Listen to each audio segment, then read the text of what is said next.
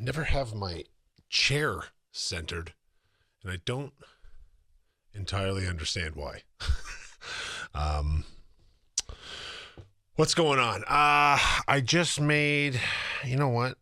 I just made dinner, but I don't care if I'm recording already. I want to change the background color. What would better go with my hat, which I am wearing because my hair is a fright and I have not brushed it in some time. So let's see here. Maybe gold? What do you guys think? Gold? Yellow? You can hardly tell that's yellow. I don't hate that.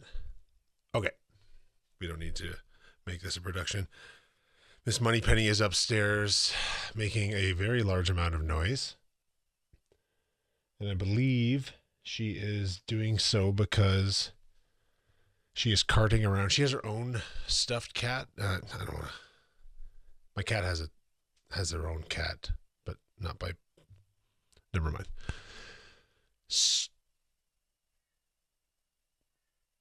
So tomorrow night, I am going to be watching the Royal Rumble with my friend Jay. This has become an annual tradition. I do not regularly watch wrestling. Not opposed to it, despite the rather troubling news out of that community this week. So we get together every year because his brother runs a really cool Royal Rumble pool, and you draw random numbers, and if you're whatever, it's men's Royal Rumble, women's Royal Rumble, there's some prize money.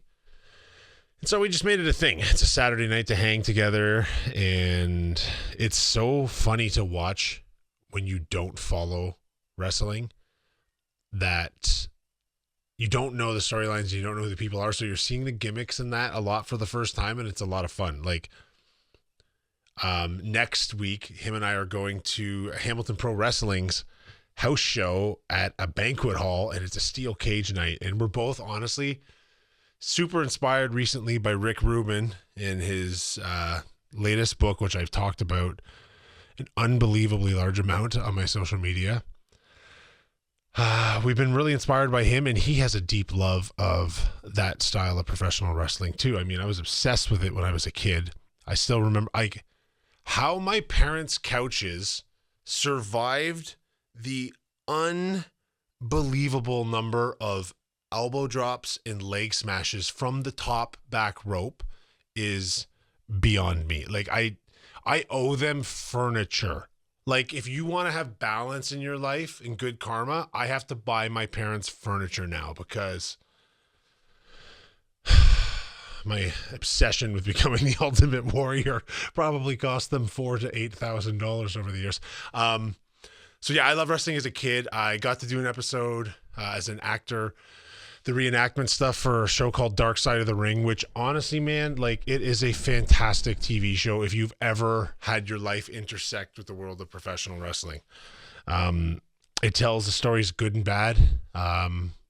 The one that I was David Schultz in was a lot of both, and I have never had that much fun on set in my life. I have the most amazing collection of behind-the-scenes photos, and it was honestly the thrill of my lifetime. So wrestling's always been in my orbit. Like, maybe I'm obviously the size of one to a degree. Probably should have maybe considered that. I'm definitely obnoxious enough. Yeah, man, it's going to be a fun weekend. I've got that Saturday night. Then my other buddy Eric and I, we're going to hang out and watch the just the NFC Championship game. I got to do something here while I'm watching that. Then I'm going to head over to his place for dinner and the game. He's a big Niners fan, and I like both the teams in this match. Like, I go Niners, sure, but the Detroit story is really good too. So yeah, that'll be fun. I just made a pretty good damn dinner. It's funny. I do post a lot of food online, just on my Instagram stories or whatever, right? Just, hey, look what I cook a lot, so I'm pretty healthy generally. And I do get a lot of questions about that. Like, when people ask me more stuff about the food I cook and the whys and the whats than just about anything else online that I would talk about here. But yeah, my big thing is always like, if you want to do yourself a huge favor, just learn to make the things you crave yourself. Like I just tell people, like, everyone's like, oh, I got a diet. I want to do this. I want to feel better, blah, blah, blah. And they're like, they try to sprint like day one, right? And that's terrible advice for the vast majority of people when it comes to, living a somewhat healthier lifestyle. Here's what I tell people to do. It's like, man, cookies are cool, whatever. But if you want cookies, just make them yourself. And the reason I tell people that is, first, it's a good skill set to have. Like, who doesn't want to be good at making cookies? And cookies are very easy to make. I'm just using that as an example.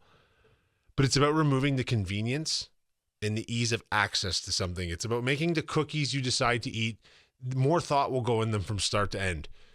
I think it can be damaging for a lot of people to hear the advice, you can't eat this, you can't do that.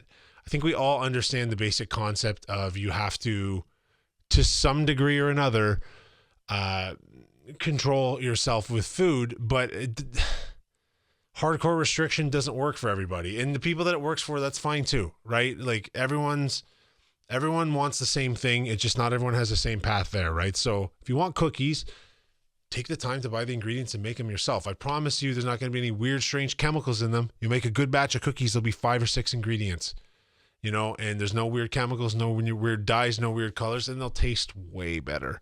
They really will. I swear to God. And just think about that for everything, right? Instead of going out for burgers, learn to make it yourself.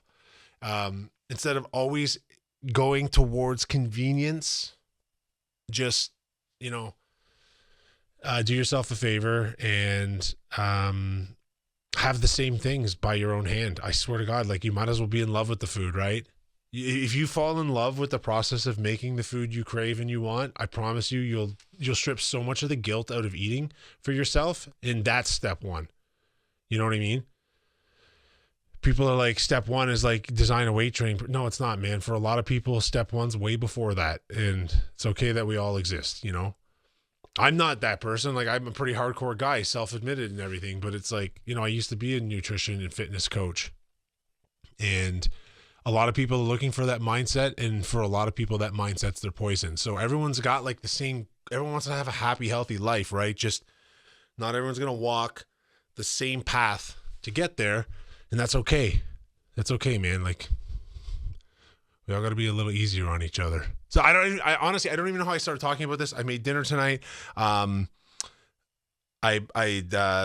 chopped up some mini potatoes, tossed them in some seasoning and oil, threw them in the air fryer, then cut up some asparagus, tossed them in the same thing. When the potatoes were half done, I added the asparagus, started heating up the cast iron skillet, threw a steak on there. Boom, 26 minutes, man. Steak, potatoes, asparagus, 26 minutes. It's possible, man. We make everything too hard. That's the problem. We make it too hard.